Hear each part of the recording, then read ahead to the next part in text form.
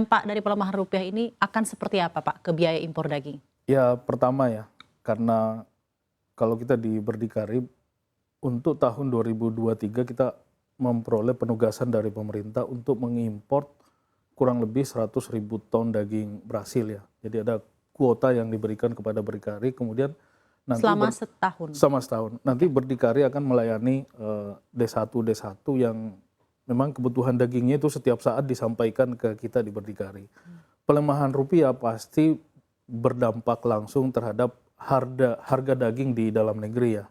Apalagi kebutuhan daging sapi kita di Indonesia ini kan hampir 816.000 ton.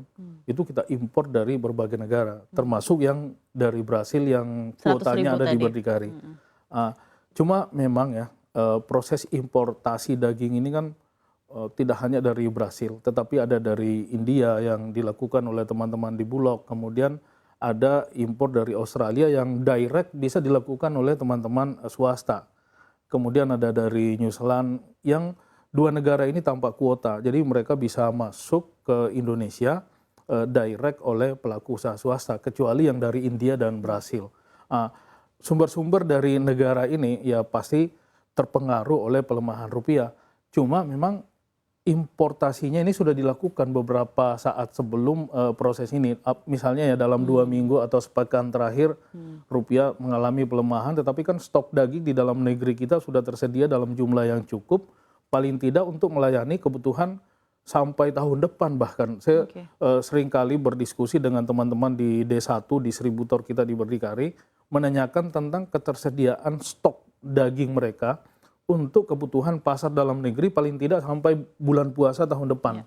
Nah, mereka menyampaikan bahwa mereka sudah melakukan pembelian, artinya transaksinya sudah dilakukan sekarang dengan kurs yang ada sebelumnya, kemudian nanti barangnya akan masuk ke Indonesia secara bertahap. Oh, berarti itu cara menyiasatinya ya Pak ya? Sehingga dampak dari perubahan kurs itu tidak akan signifikan terhadap harga daging di dalam negeri. Meskipun kalau impor itu dilakukan sekarang, itu udah pasti dampaknya langsung. Ya, dampak itu tidak akan signifikan menanggapi perubahan harga kurs yang memang terjadi. Tapi bagaimana Anda sendiri melihat efek dari risiko rupiah yang terdepresiasi ini tidak hanya mungkin komoditas impor daging sapi saja, tapi komoditas lainnya. Tidak hanya mungkin untuk Berdikari, secara keseluruhan Pak sebagai Direktur Utama. Silakan. Ya pasti satu ya, karena kalau kita di Berdikari komoditi yang kita impor itu memang komoditi yang berkaitan langsung dengan industri peternakan.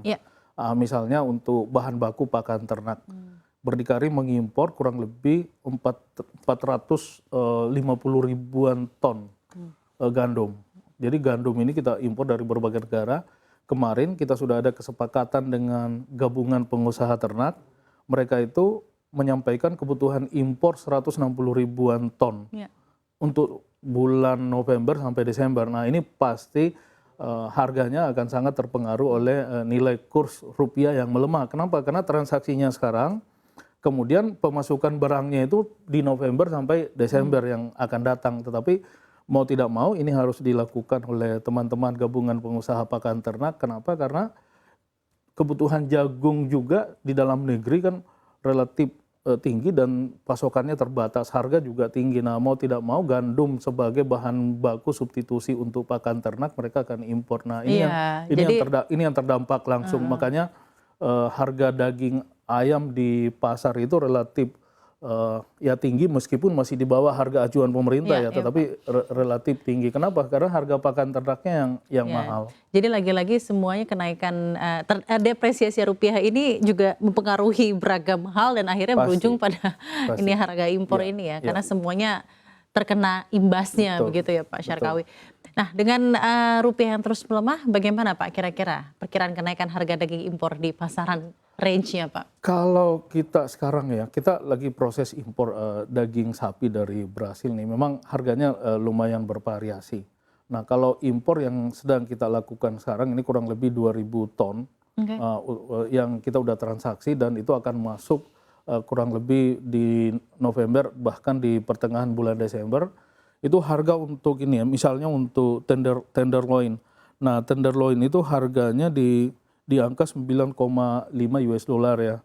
Dan bahkan sekarang minggu-minggu ini naik lagi nih ke kurang lebih 11, sekian US dollar per kilo ya.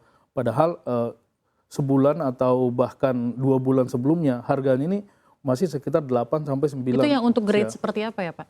Ini kalau tenderloin ini kan daging yang paling bagus ya. Kalau tapi maksudnya asal dari Brazil kah atau Australia ini dari atau Brasil. Angus? Ini khusus untuk daging Brasil. Nah ini karena memang daging Brasil ini masuk ke Indonesia, masalahnya bukan hanya berkaitan dengan kurs ya. Ini sekarang Pak Menteri Pertanian Brasil ini lagi ada di Indonesia.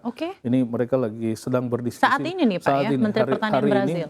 Hari ini ada di sini dan besok kita akan ada bisnis forum dengan mereka. Salah satu yang akan kita diskusikan adalah bagaimana proses import daging Brasil ke Indonesia itu yang memang masih terkendala ya. Satu, misalnya proses produksi di Brasil itu kan, jadi kita pesan sekarang, itu mereka butuh waktu kurang lebih 2 minggu tuh untuk berproduksi, membuat barang yang kita pesan. Karena cuttingannya kan beda-beda ya.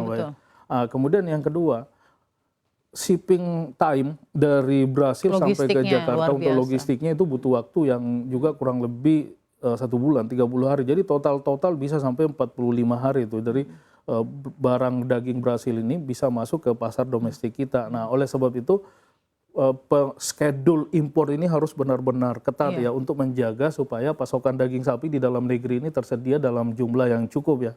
Kemudian yang kedua, ini juga isu nih yang sedang kita diskusikan dengan teman-teman Brasil berkaitan dengan down payment.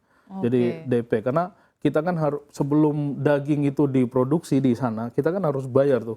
Biasanya 10% atau 20%. Nah sekarang mereka ini menaikkan down payment-nya dari jadi 40%. Nah 40% pembayaran di muka bagi pelaku usaha, kita berdikari pun maupun swasta, ini lumayan memberatkan dari sisi kosopan ya. Kenapa? Apa alasan dari mereka menaikkan down payment? Apakah karena mengenai dolar yang menguat atau itu enggak berkaitan langsung, tetapi ini lebih berkaitan kepada supplier-supplier mereka juga. Jadi karena rata-rata supplier di Brasil yang mengekspor ke kita di Indonesia itu juga membeli kepada peternak-peternak ya.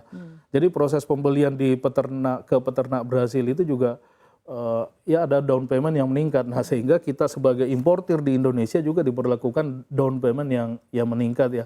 Kemudian yang kedua, saya diskusi dengan beberapa supplier dari Brasil itu, mereka menyebutkan bahwa ini adjustment terhadap ya equal treatment lah terhadap importir-importir lain dari seluruh dunia.